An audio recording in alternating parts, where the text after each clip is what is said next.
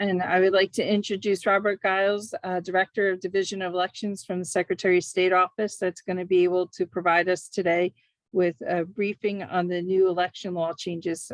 Bob, I turn it over to you and thank you for joining us today. Thank you for having me, Lori, and good morning. Well, now it's good afternoon, everyone. Also on with me is Lauren Zyrick, the Assistant Secretary of State. She is actually also a registered municipal clerk, so that gives us a unique advantage when we're working on stuff. For her to have that perspective and to kind of help us work through things and see things through your eyes. So it's great that she has that. So what I want to do today, I don't have a PowerPoint, so we'll just, I thought I would just kind of talk through the new early voting law and what that means to everyone and the voters, yourselves. Some things will have a direct impact on you, others won't, but the thought was to give you a good overview so you have an understanding of what's coming in the next few weeks. So historically in New Jersey, we've considered our vote by mail process to be our early voting process. You could get your ballot 45 days before the election. You could pick it up at the clerk's office. You could get it mailed to you. You could drop it off at the Board of Elections. You could drop it off at the post office, or you could put it in one of our drop boxes. So, now that we had all those options, we had considered that our early voting. Then in March of this year, Governor Murphy signed Chapter Law 40 on March 30th of this year, as a matter of fact, into law that now expanded the opportunity to vote to in-person early voting. And basically, it expanded it out starting 10 days before the election. And then there will be 9 days of early voting for all general elections. And it also allows for early voting during primary elections. And they're a little bit different depending on the year. So next year is a non-presidential year. So there will be 3 days of early voting for the primary election. And then in presidential years, in presidential primary years, there'll be 5 days of early voting. So again, next year's primary will be 3 days of early voting. And then in 2024, it'll be 5 days of early voting for the primary elections. It'll always be 9 days for the general election. And then those towns that have municipal nonpartisan elections in May, they can opt in and utilize early voting, and that would be for 3 days. So they could have 3 days of early voting. Again, that is their choice. That's something that's not reimbursable by the state because it's not mandated, it's an option. So that's something to consider what the cost involved would be if you were to conduct early voting during a municipal nonpartisan election. As far as the hours, basically Monday through Saturday, the hours will be 10 a.m. to 8 p.m. and on Sunday, it'll be 10 a.m. to 6 p.m. So 10 hours Monday through Saturday, 8 hours on Sundays. And this year it'll be October 23rd through October 31st. So it encompasses 2 Saturdays and 2 Sundays, and then the midweek through that whole week in between those 2 weekends. As far as the number of sites in each county, that's going to depend on the voting population in the county. So if your registered voter rolls are less than 150,000 registered voters, you have to have a minimum of 3 early voting sites, and the state will reimburse up to 5. So the state will cover up to 5. The county could have more if they wanted to, but they would have to incur that cost. And then those counties that are over 150,000 but under 300,000, your minimum number will be 5 early voting sites, and you can go up to 7 early voting sites that would be reimbursed. And then for those counties that have more than 300,000 registered voters, you have to have a minimum of 7 sites, and you can go up to 10 sites that would be reimbursed. So again, depending on the size of your county, and then those sites, the counties have to look at them from 2 perspectives. population, where's the largest population, and then geographically to spread them out geographically. And that's where it gets a little bit tricky in some of the counties where you might be more rural and trying to find locations that would be large enough to house an early voting site and still be easily accessible. You're going to look for public transportation, main highways, so people can get there fairly easily. That's really the goal and what they're looking for. And obviously this year, again, coming out of COVID, still kind of having COVID, it made it difficult in some respects to get locations. And then just the other thing you run into when you're looking at locations that's really important is that you need it for the starting 10 days before the election. You really need it day before, day after. So you're looking at basically booking a location for 11 days. And that was a challenge due to the timing of when they got started looking at that. So some sites were already booked for other events. So moving forward, they can book these well in advance. And I know in some cases they've reached out to municipal clerks for their assistance, depending on the town you're in. If there's going to be an early voting site in your town, you may have been asked to assist in finding a location that would be suitable. Some of the things they were looking for in these sites, obviously ADA compliance is still a requirement, the same as any other polling location is on election day. Another issue that's come up and that is not part of a normal polling place concern is electrical outlets. On election day, maybe you have 1 or 2 machines, you have to plug a couple things in. Early voting site, you could have anywhere from 6 to 10 voting machines, 6 to 10 electronic poll books. You might have printers. So now all of a sudden your electrical requirements have increased dramatically in some cases.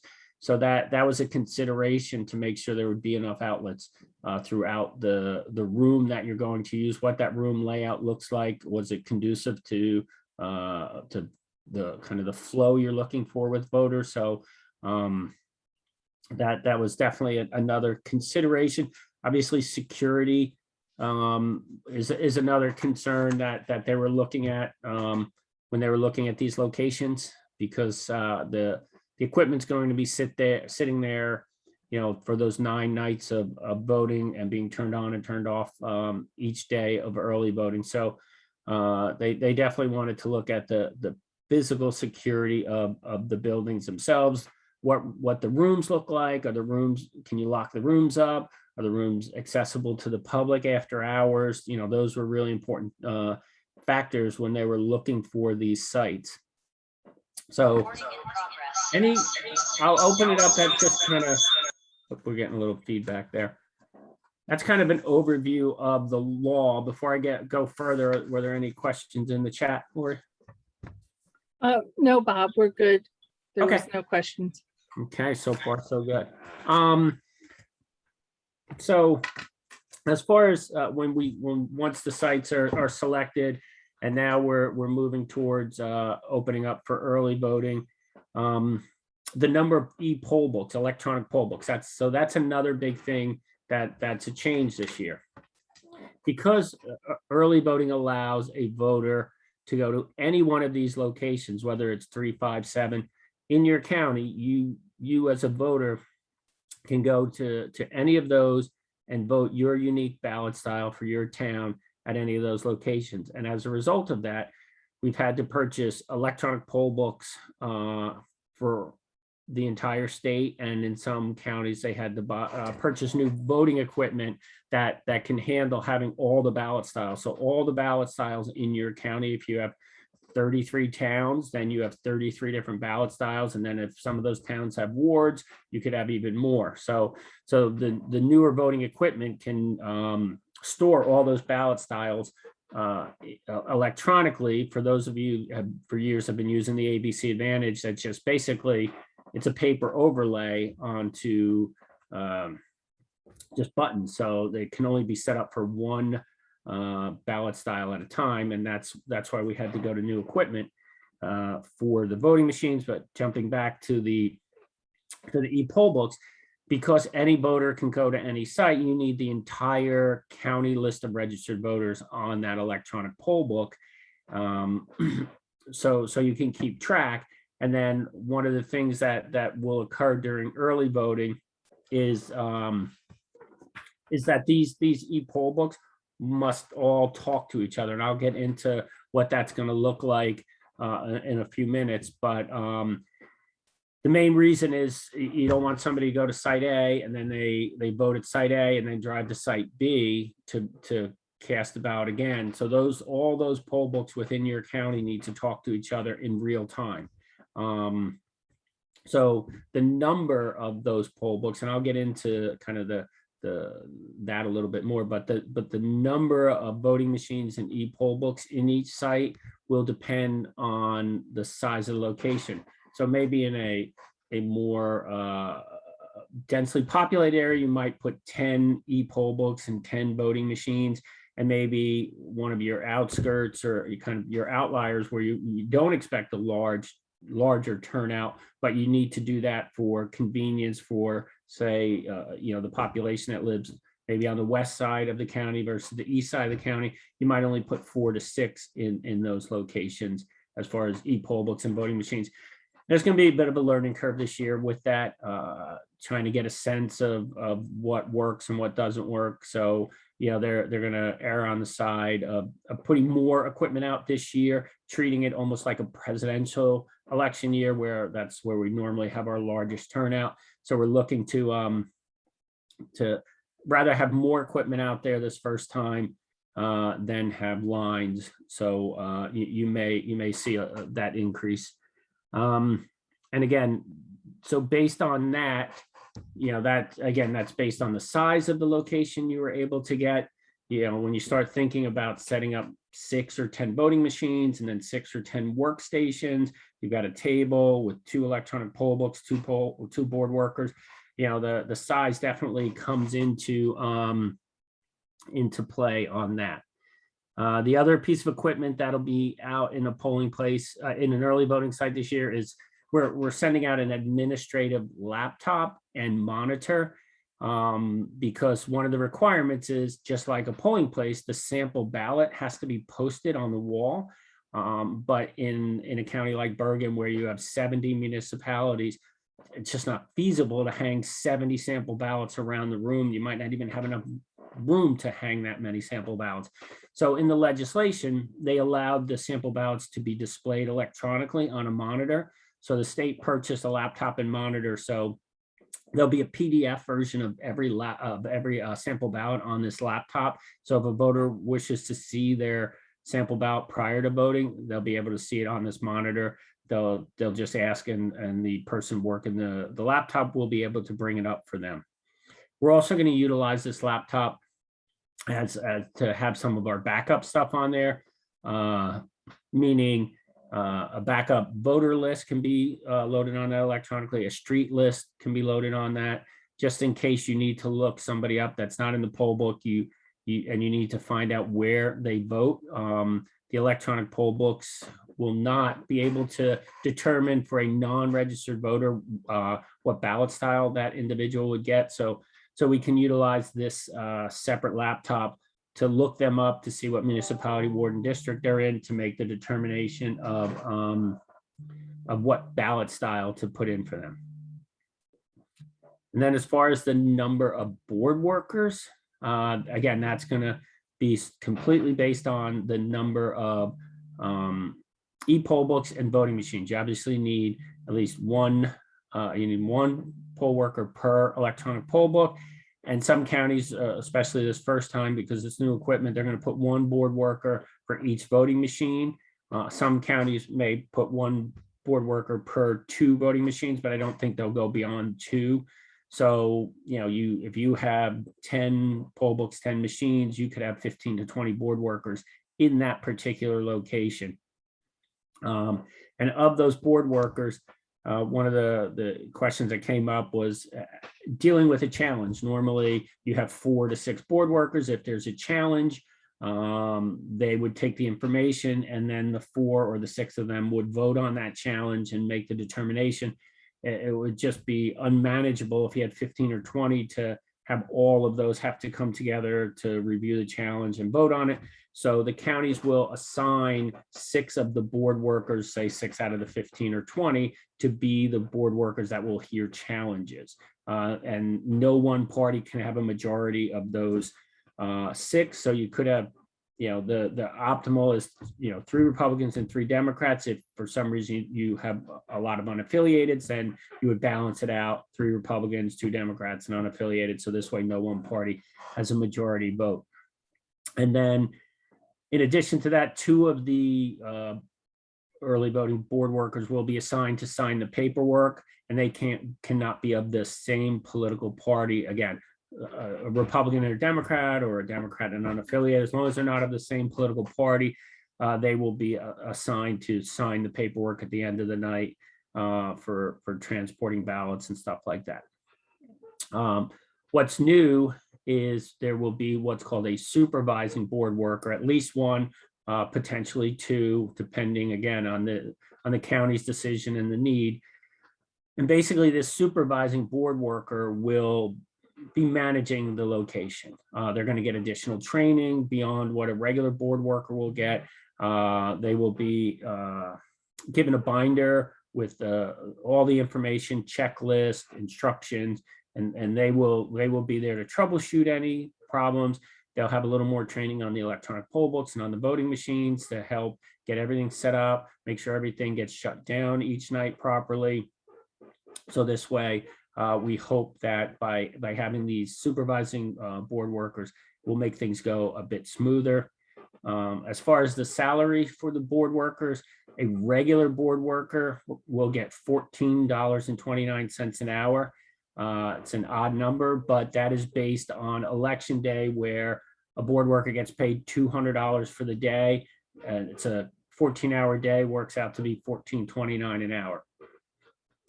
Then what we've done for the supervising board workers, we're going to pay them 1.5 times the normal salary. So they will get $21.44 an hour to be a supervising board worker at these sites.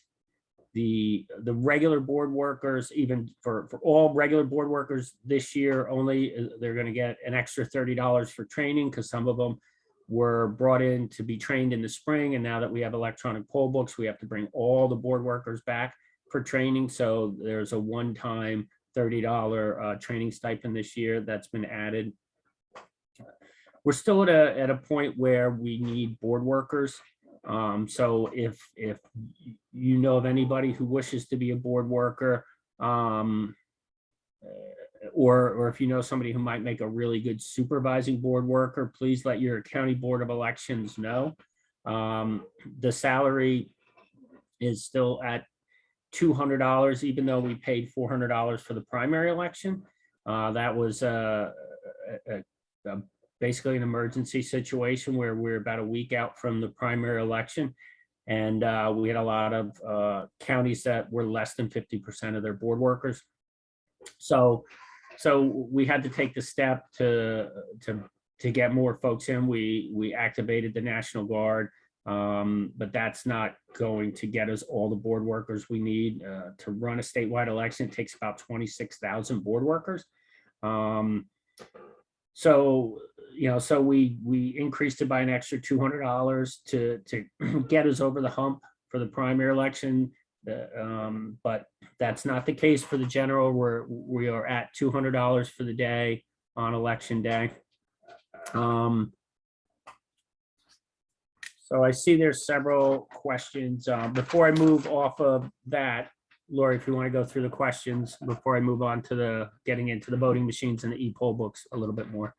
Certainly, Bob. Thank you. So the first question is, if e-poll books have to speak to one another, is Wi-Fi needed in each of the polling locations? Yes. And I will touch on the Wi-Fi and what that's going to look like. When I get to I'm going to get a little more, do a little deeper dive into the electronic poll books, and I'll talk about it then. Okay.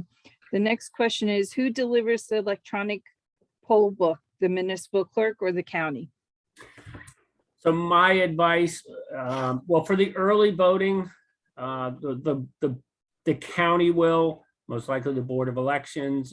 If you have a superintendent in the county, they may do some kind of combined delivery.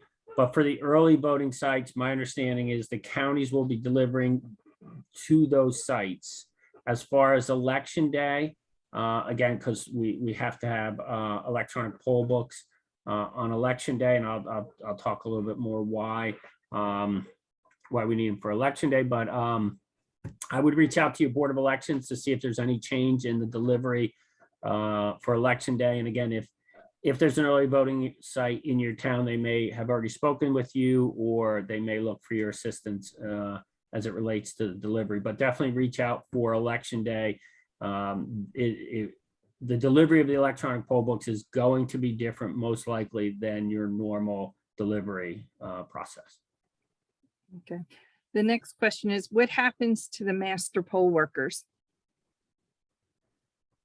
And I'm not sure when you said, so the master poll workers on election day, they're still there. And again, when we're talking about the supervising board workers, that's only for early voting sites. So if whatever the counties normally do for master board workers for election day, they'll continue to do that. We just designated, like I said, 1 to 2 supervising board workers for early voting. And a lot of those master poll workers may ultimately become the supervising board workers for early voting if they want to work. And you don't have to work all 9 days.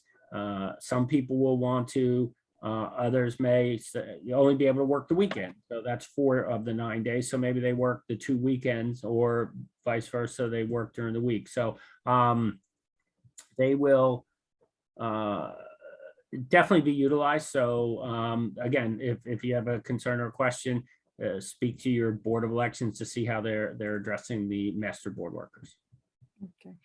Another question is, can municipal clerks go to the board worker training? I don't see why not. I would reach out to your board. I think it would be helpful, because they're going over how to use the electronic poll books, how to use the new voting equipment. So I would reach out to your board and ask them if you can attend the training, but I don't see why. I think it would be helpful if you could, if they have space. I know they're, that would be the only reason, or maybe they can do something for the municipal clerk specifically, but I would reach out to your county Board of Elections and ask them how they want to address that. Okay, and then someone just jumped in. Ocean County is holding 2 trainings for municipal clerk and office staff. So it's a commentary there. But Okay. then another question is, how will provisional ballots be handled for early voting? And I will get to that in a moment. That I'm going to cover that under the voting machine section. Okay, so Bob, those are all the questions we received thus far for this section. Okay, great. And there are some really good questions, and that's a great idea Ocean County had doing staff and municipal clerks. And I see in the chat Burlington is doing the same thing as well. So yeah, I would definitely reach out to your Board of Elections if they aren't doing it. Maybe suggest you were on the Zoom meeting and some of the counties are doing that. So I'll jump now to the to touch on the voting machines. So some counties had already upgraded to newer voting equipment. So if you were one of those counties, then the equipment's going to be the same for early voting. If you hadn't upgraded and you still in say in the primary election, you were still using your ABC Advantage machines, then you probably you would have gotten an upgrade, and they may have gone with Dominion voting systems or ES&S voting systems, because for a couple of reasons, like I said earlier, you have to be able to load every ballot style on that machine, so any voter can go to any machine to vote. And also the new law requires the voting equipment to have a voter verified paper audit trail. The ABC Advantage machine did not. So even if that could have worked to handle the ballot styles, it did not have the required paper trail. So it would had to be upgraded regardless.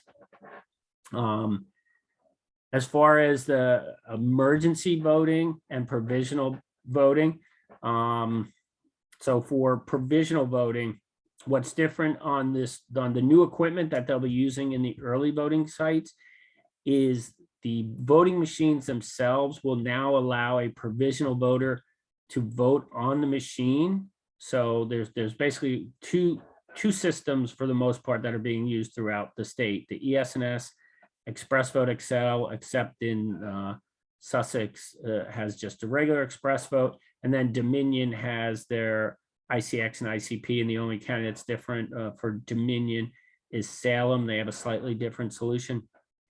But what'll happen is the voter now will, if it's determined they need a provisional ballot, they will only get a provisional ballot envelope and not a provisional ballot from the board work or the normal paper provisional ballot you would get. They would be given basically either on the Dominion solution, you get a card that activates the machine, and on the ES&S Express Vote or Express Vote Excel, you actually get a blank ballot stock, but there'll be a barcode on top. So either way, when they go to activate the voting machine, the machine will know they are a provisional voter, and it will allow them to vote their ballot on screen. And then for the Express Vote Excel or the Express Vote, especially the Express Vote Excel, the way it works is you vote on screen to the side behind glass. When you're ready, it'll display all your choices. And if you're a regular voter, you'll hit cast ballot, and it'll take it and read your ballot and put it in the container. If you're a provisional ballot, when you get to that point, it will actually spit that ballot out. It won't be able to scan because it's a provisional ballot.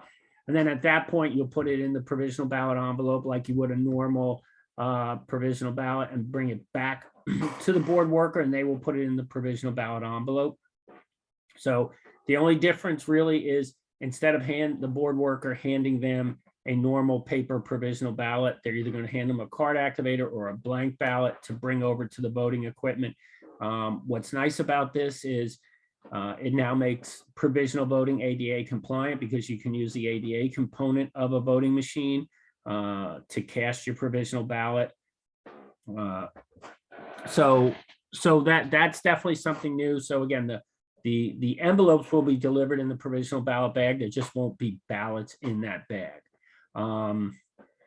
As far as emergency ballots, because you have every ballot style potentially available to you at an early voting site, normally emergency ballots are attached to the back of the machine in a little lockbox, one for each election district. What we're doing is basically creating emergency ballot bags that will have 30 ballots for each town or unique town ballot style. If you have wards, you'd have 30 for each ward.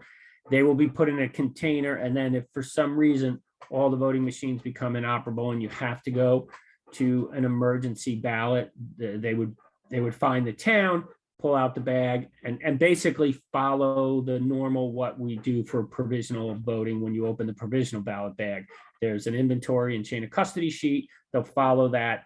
And we tried to keep it as close to the provisional voting process as far as the inventory and control sheet and chain of custody as we could. So the other component is if the voting machines are down now, that means you also can't activate a provisional ballot. So there will also be pre-printed provisional ballots that'll stay with the emergency ballots. And depending on your county, they will either be in a separate bag marked pre-printed provisional ballots, or they will go in the same bag with the emergency ballots. Again, that's depending on how the county is going to set that up. But the same thing, those, if they're in separate bags, they'll be in a container that will stay away from everybody and only be opened if the voting machines go down. So there's not confusion that somebody starts handing out these pre-printed provisional ballots when really they should be voting on the voting machine with those. Again, this is where that supervising board worker I spoke about earlier is so important. They're going to understand that And especially for early voting, it would be pretty catastrophic if all the voting machines went down, and they're going to be calling the Board of Elections at that point, and that Board of Elections will walk them through the process and help them. So it's new, it's a little bit different, but we're trying to put all, address all the contingencies that we can think about ahead of time. At the end of the night, this is a big training point. So the first 8 nights of early voting, you don't close the polls, you just power down the equipment. That's really critical, because if you close the polls, then that machine becomes inoperable. You've now closed out the election. You won't be able to use that voting machine anymore. So it's a matter of powering down. And again, the supervising board worker needs to take charge and to make sure the equipment is powered down. You don't close the polls until the last night of early voting. Then you would close the polls. And when you close the polls on the last night of early voting, it will not print a results tape. All it prints is the like the public counter, the voter turnout, but it won't print the results, because the results are not allowed to be released until after 8 p.m. Close the polls on election day. But what does have to happen is any voted ballots during election day each night have to be returned to the Board of Elections. So you're right, depending on your system, all the regular votes cast that day, there's going to be paper, whether it's the ES&S solution or the Dominion solution, they all now have paper ballots. Every night, those paper ballots have to be returned to the Board of Elections. Your provisional ballots, all voted provisional ballots, have to be returned to the Board of Elections every night. And if you have to use emergency or the pre-printed provisional ballots, those would be returned to the Board of Elections that night as well. And again, everything comes back that night, gets locked up, and no, the provisional ballots, they can start doing the review process, but those won't be counted until after the election, just like regular provisional ballots. And then the last night of early voting, when you close the polls, you're going to take out the USB or the memory stick or memory card, depending on the solution. And on the last night of early voting, those will be returned to the Board of Elections, and they will remain in the possession of the Board of Elections until election day. They cannot be read or put into the system until after the close of polls. So at 8:01, you can start reading those cartridges or those memory sticks in order to upload all of the early voting results. So a lot of people are asking, oh, it's early voting, will we get results early? No, you will not. You won't get any results until after 8 p.m. One of the other things with the voting machines, you don't have to do that 2-hour report during the early voting process. They took that out of the law. It's still in play for election day, but not for the early voting. And then as far as the electronic poll books, I spoke a little bit why we need them at the early voting site. So all the electronic poll books can talk to each other during early voting. That doesn't have to be the case for election day, because you're only allowed to vote in your specific election district on election day, but they still need to be connected at least in the morning. Question earlier, it's a really important one. The early voting sites and the election day sites all need to have Wi-Fi. So the state went out and we purchased equipment for all of the counties, and we partnered with what's called FirstNet. It's the First Responders Network. It's through AT&T. And the reason we're allowed to use this FirstNet is because elections is critical infrastructure. Therefore, that puts us in a position to use this network. And what's good about this network is AT&T will work with us and have been working with us to make sure the sites have the ability to connect, and especially the early voting sites. So you're going to hear 2 different pieces of equipment talked about. A cradle point is what we're using at our early voting sites. It's a router And what we're doing with AT&T, they're going to test all those routers in all the early voting sites. And if you have a weak signal, they will come out and actually install an exterior antenna just for the early voting sites, because the early voting sites have to be talking to, all the sites have to talk to the main server all day long. So all the poll books are talking back to the main server, and in real time, it's going back to all the other poll books. So there's a constant communication in real time. On election day, the poll books only need to talk to the server when they first power up in the morning, because basically the poll books get delivered, say, the Thursday before the election. Well, they're updated through that Thursday. Now you have early voting Friday, Saturday, Sunday. People can get a vote by mail ballot on Monday still. So all that information needs to be updated into the electronic poll book Tuesday morning. So that's where what you'll hear a Nighthawk. It's basically a mobile hotspot, because they don't have to be connected all day long. You just need that initial connection in the morning. And AT&T is getting all the addresses. They're looking at the signal strength. The counties are going out to these locations and testing them. And basically they're looking at these, not only just, oh, does it work near the building? They're going in the rooms to make sure it works in the room, because even though there may be a strong signal, if you're deep in the building or in a basement, you may not be able to get a signal. And in those cases, the board workers may have to actually go to a space where whether it's outside or in the lobby, where they can get a signal. And again, all they need to do is update that poll book, and then they can disconnect from the Wi-Fi the rest of the day. And the reason and that is the main reason why we couldn't use paper poll books on election day, because there'd be no way to update from the last day of early voting Sunday night before election to that Tuesday, and it's impossible to update a paper poll book. And the other reason for electronic poll books for early voting too is the counties are required to have a list of all those who voted the day before publicly available. So the electronic poll book will gather all that information, and they'll be able to generate a report of everybody who voted by early voted the day before. And again, a lot of this stuff will, and the other thing is there's no paper backup. There had been in the prior law with electronic poll books, it's still required a paper poll book backup. Does not require it any longer, so there won't be a paper backup. So I'm going to stop there. I see there's some questions coming through. We'll jump on those questions before I have a few more items to go over, and then we'll have more questions. So go ahead, Lori. Okay, thanks, Bob. First question is, do we still need privacy screens, tables, and chairs for provisional ballot workers? Yes. Yep. You're still going to have provisional voting. That's still going to go through the normal process.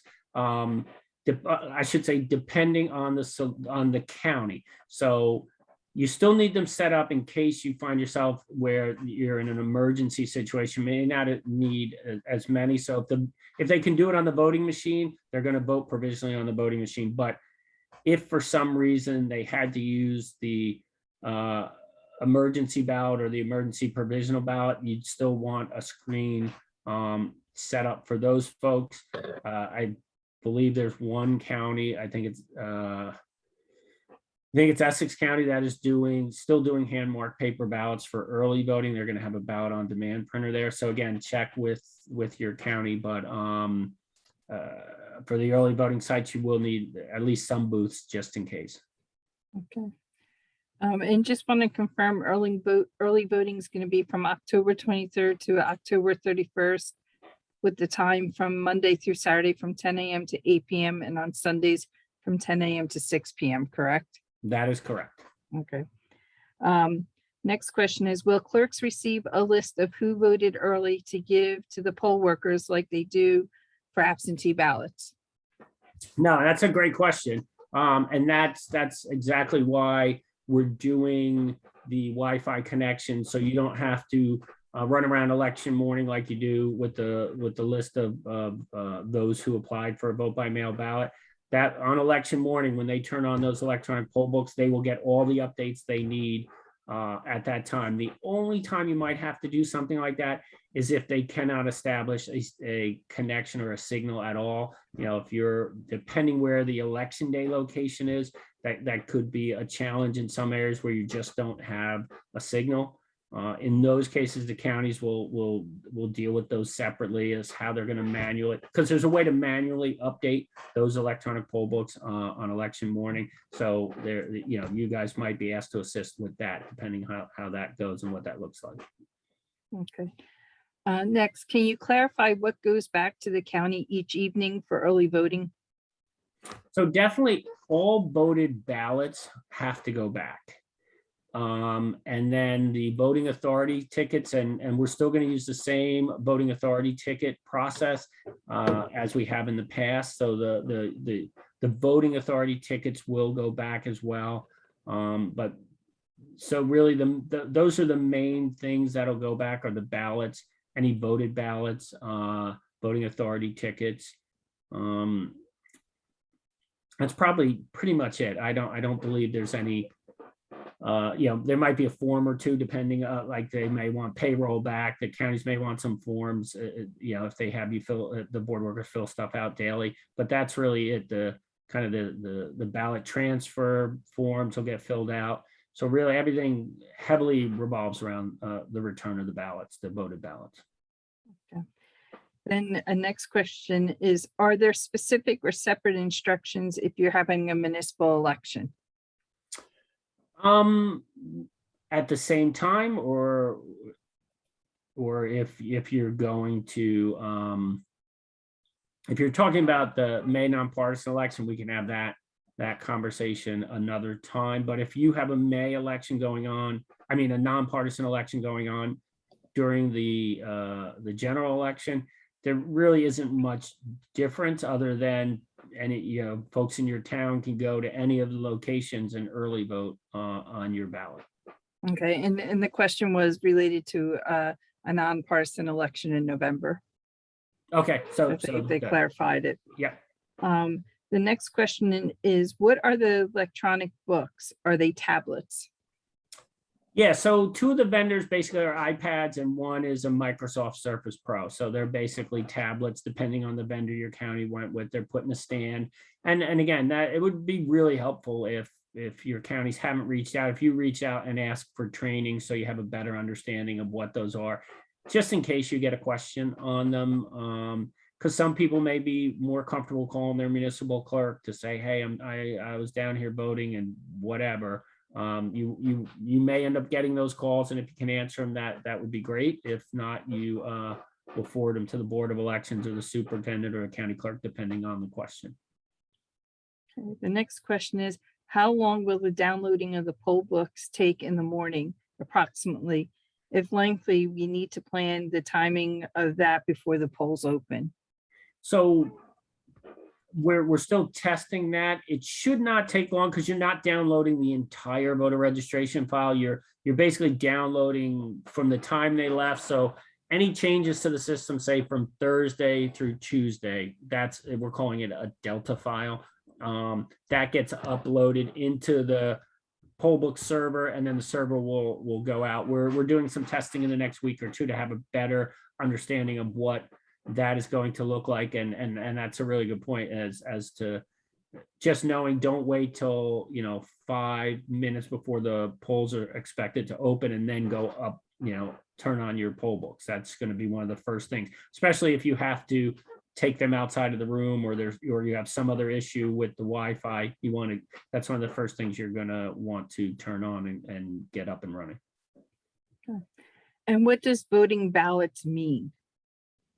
So voted ballots will be any ballots on the machine. So if you have the ES&S Express Vote XL, it has this kind of container that's attached to the machine.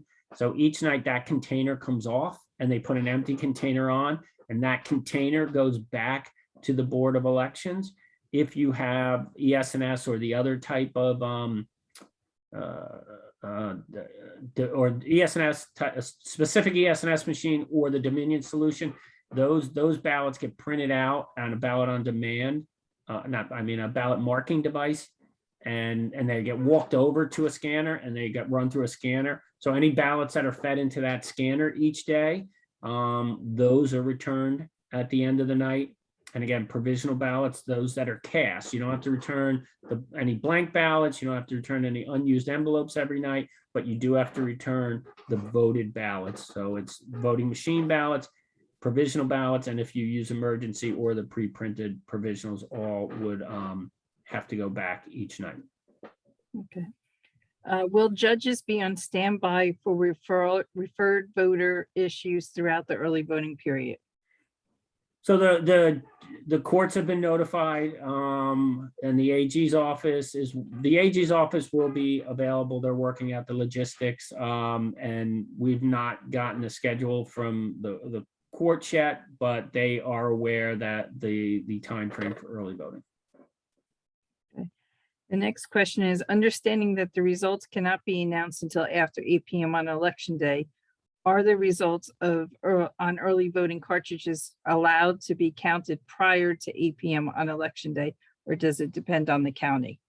No. So what'll happen, those cartridges that are used in the early voting sites, they get removed on the last night of early voting and get returned to the Board of Elections, and they stay locked up until election day. And then at 8:01 on election night, after the polls close, that's when, depending who reads those cartridges, the superintendent, the board, or the county clerk, that's when they can begin to read those cartridges. Okay. Could you please clarify, do we need to ensure our regular polling place has Wi-Fi prior to election day?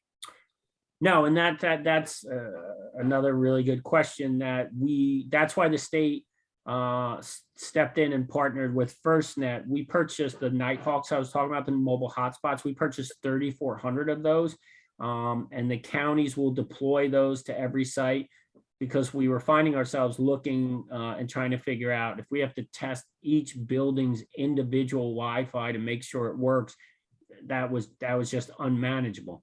But if we go out there with these Nighthawks, these mobile hotspots, we don't have to worry about your building. So you don't have to worry about your building's Wi-Fi, or polling place Wi-Fi. Again, the only time that would come into play is if for some reason they would not be able to get a signal on their mobile hotspot, and they're going to test that ahead of time. And maybe the building has a good Wi-Fi, maybe it has an antenna, and at that point they may say, we'd like to be able to utilize your Wi-Fi connection. Okay. And the last question in this section is, does the municipal clerk need to be present in their office during the times of operation of early voting on Saturdays and Sundays?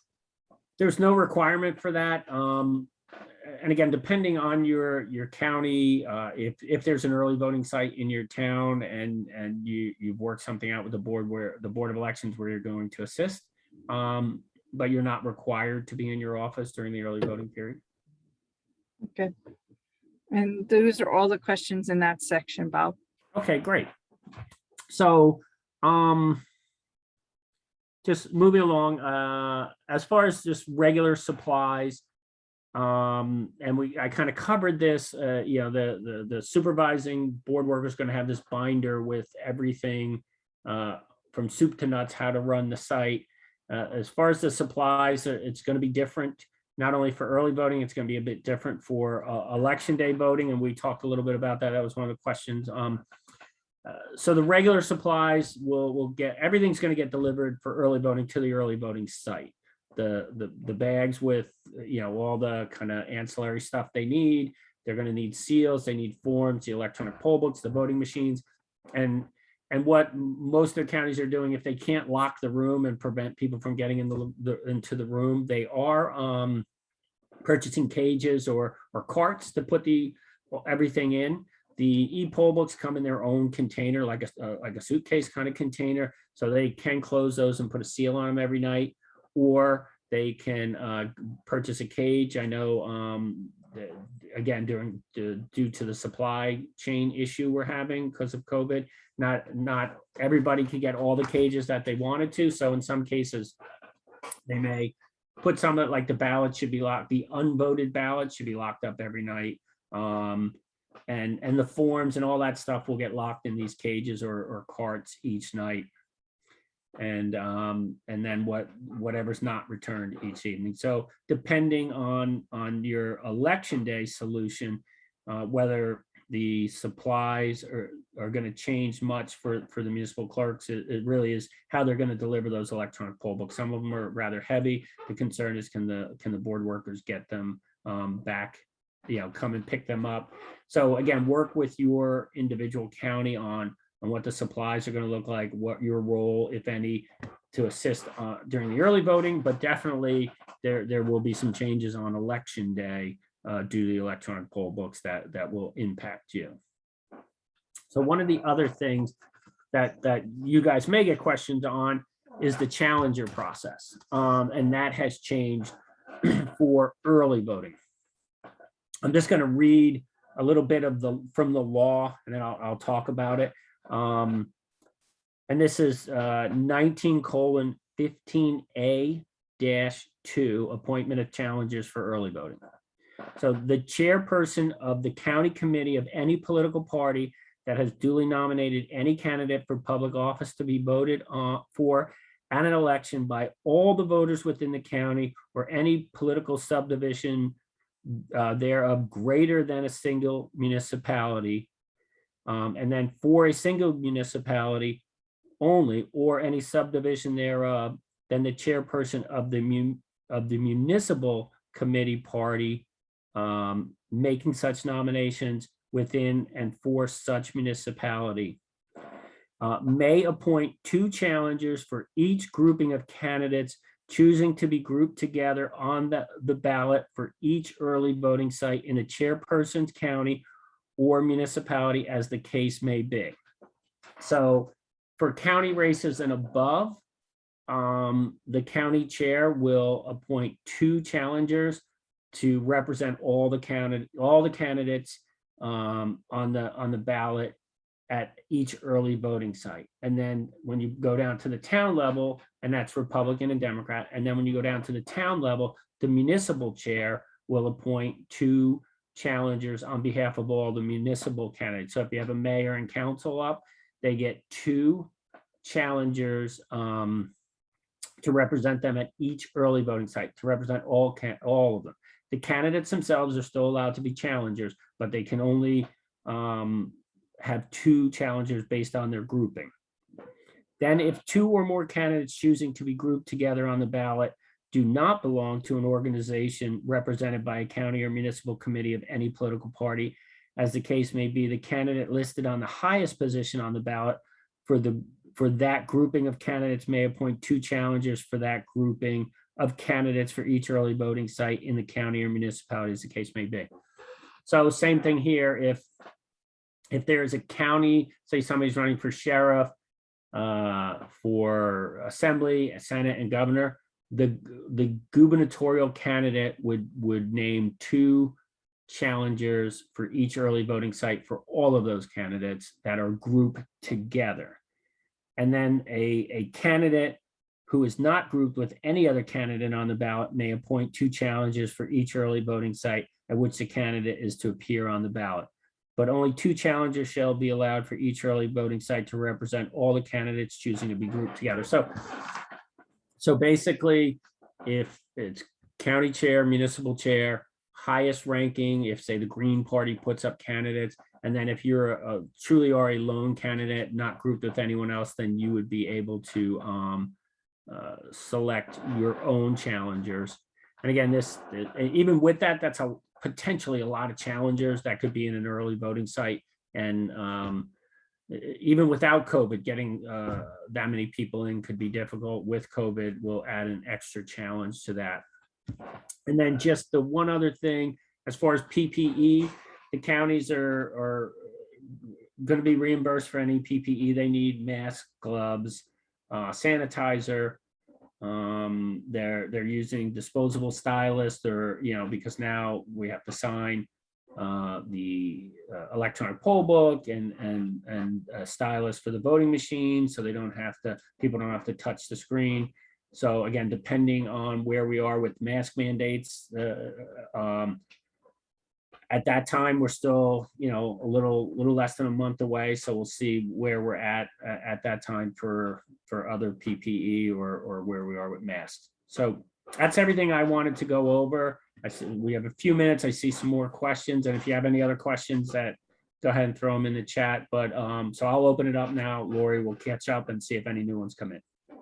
And Okay. Bob, this is Oh. Lauren. I just wanted, if you could also remind everyone that we have vote.nj.gov.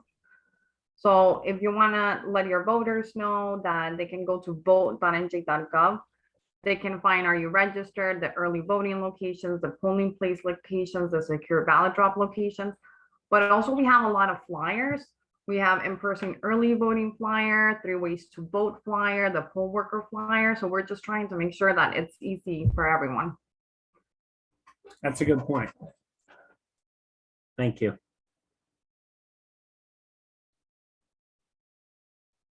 Okay, Lori. Bob, at the end of the night, who will be bringing the items back to the county? For early voting, it'll be the supervising board worker will bring it back, and then election day will be your normal process. Okay.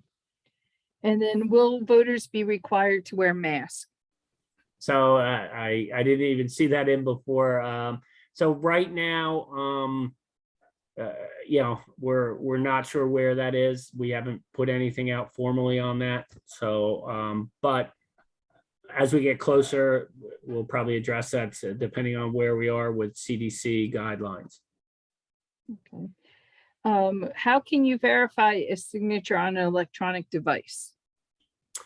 So the e-poll book, and again, this would be very helpful if you guys get the training so you could see them. The e-poll book will have the voter signature to compare. And we are, so we're, you know, we have stylists. We are putting a sign, you know, at each table to remind voters that, you know, the signature that they're signing is used for, you know, their voting purposes. So don't just, you know, scribble on there like you would if you're at Home Depot or something on the signature pad, that they need to do a comparison. And then the board workers will have the ability to compare the signature from the electronic signature on the screen to what's in the voter record. Okay. They was asked to repeat the websites which Lauren put in as vote.nj.gov and pollworker.nj.gov. Yeah, on the poll worker, yeah, exactly. So if you know anyone who wants to be a poll worker, that's easy. You know, if they don't have the county information, go to pollworker.nj.gov, and we forward that information to each county. Will there still be early voting boxes to drop ballots in throughout a county? So the vote by mail drop boxes are still out there. They're open 45 days before the election. And actually the law changed a little bit from last year that any town greater than 5,000 population had to have a drop box. So they are absolutely still in use, and they will be in use for the foreseeable future. Okay. Will we be provided additional PPE supplies, or will we only have what was left over from the primary election? So we have already authorized the counties. At the state, we are supplying masks, gloves, and like gallon containers of hand sanitizer because we still have some. And then as far as purchasing wipes and stylists or rubber fingertips, depending on the equipment, the counties will purchase those. So if you need more PPE for election day, reach out to your board of elections and let them know, and then they'll get it for you through us. Okay. At this time, Bob, we've gone through all the questions. It appears we have no more questions coming in, so I don't know if you want to make a few closing remarks.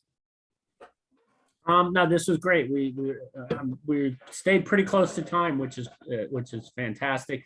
You guys had really good questions, and we appreciate all the work you do. I know the secretary does, Lauren does, I do. We appreciate everything you guys do, all the help you give us. If you have any questions, just please reach out to us. Go to our website. My email is Robert Giles, Giles, at sos.nj.gov. If you need to send me an email. And then again, if you guys know of any board workers, that's probably our biggest challenge right now is making sure we have enough board workers. So if you could help your county boards of elections get more board workers and or supervising board workers, that would be greatly appreciated. My email is robert.giles, Giles, at sos.nj.gov. And Laura, you can share it with the group. You have it. I have no problem. You can just send it out to the group. I certainly So will. they have it. So with that, thank you very much. This has been great. I love being able to share everything with you guys. You have great questions that sometimes makes us go back and think, and it helps us to make sure we've covered everything we need to cover. So Okay, thank great. you. Thank you. And Bob, on behalf of the League of Municipalities and the Municipal Clerks Association in New Jersey, thank you very much for taking the time. This session has been recorded and it will be available on the League's website sometime tomorrow. Great. Okay. All right. Thank you, everyone.